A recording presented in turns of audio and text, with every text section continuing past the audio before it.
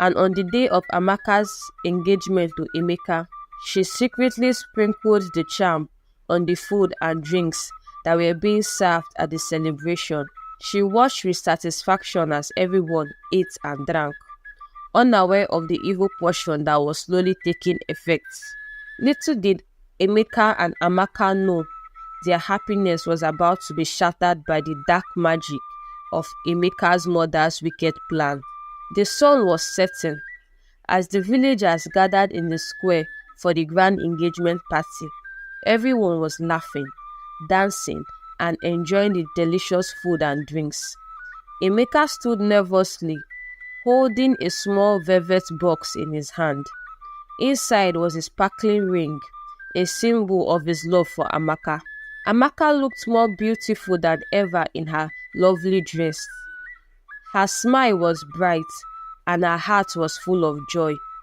She had no idea that Emeka's mother had secretly sprinkled the evil charm on the food and drinks.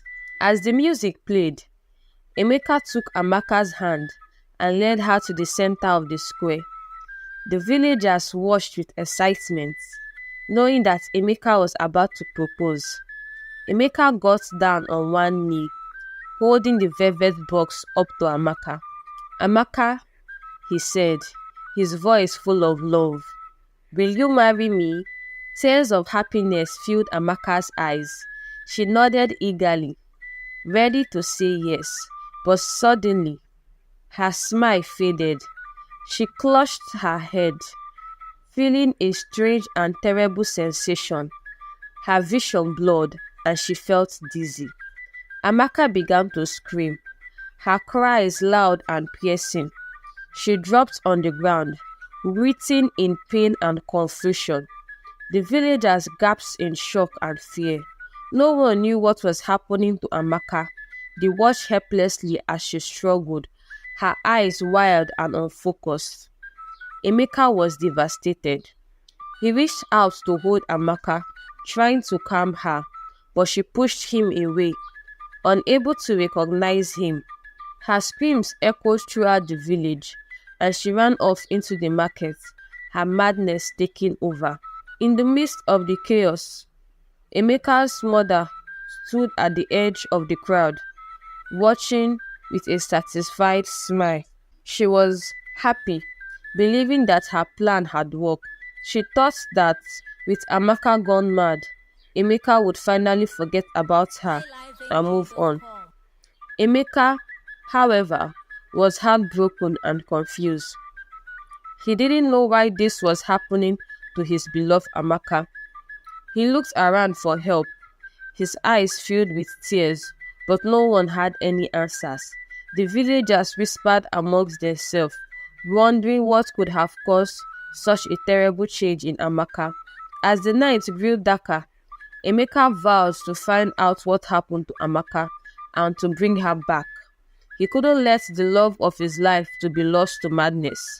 He had no idea that the cause of her madness was much closer to home than he realized.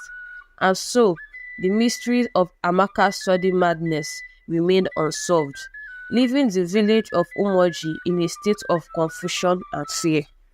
The night was dark, and the moon was hidden behind thick clouds. Emeka couldn't sleep. He kept thinking about Amaka and the terrible way she had run mad.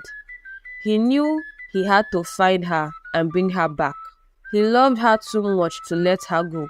Early the next morning, Emeka set out to search for Amaka.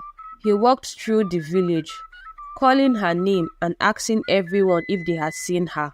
The villagers were worried too, and many of them joined in the search.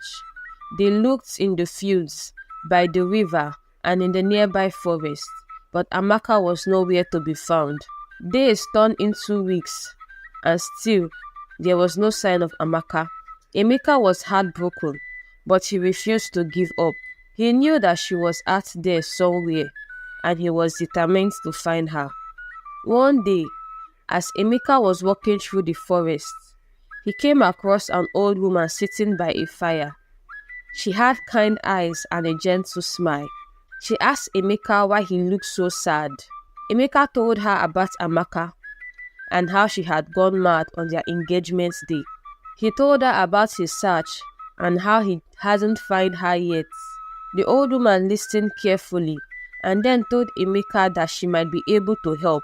She said that sometimes dark magic could cause madness and that there were ways to break such spells.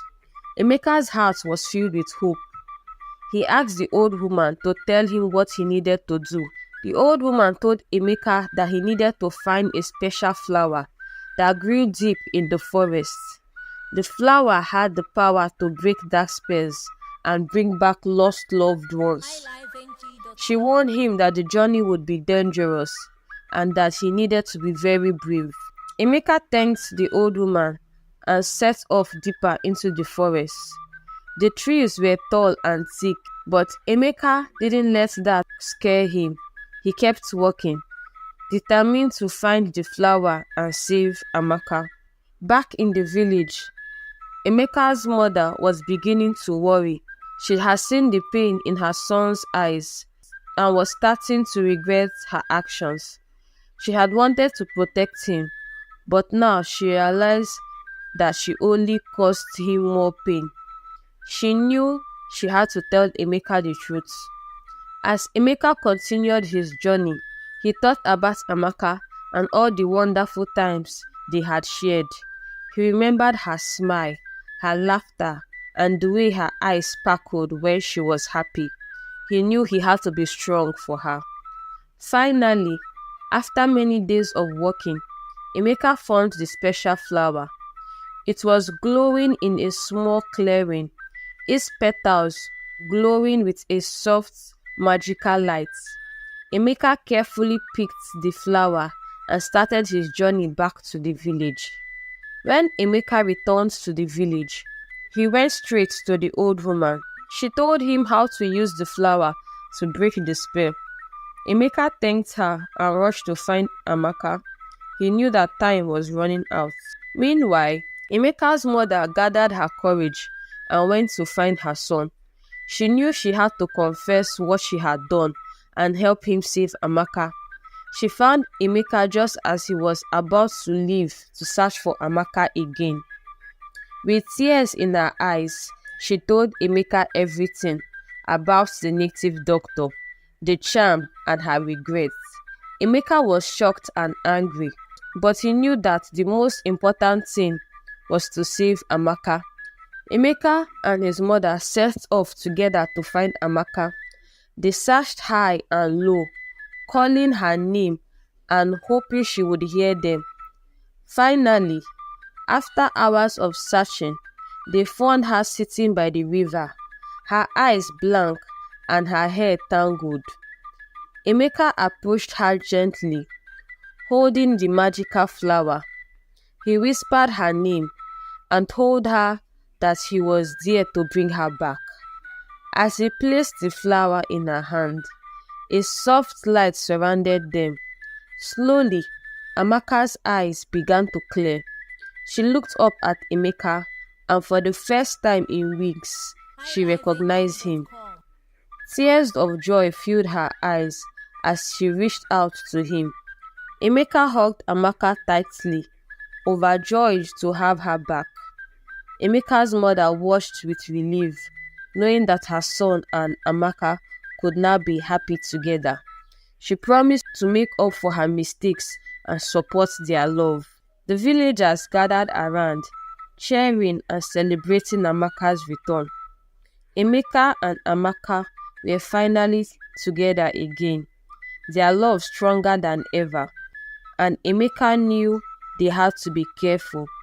The journey wasn't over yet, but they were ready to face whatever comes next, hand in hand.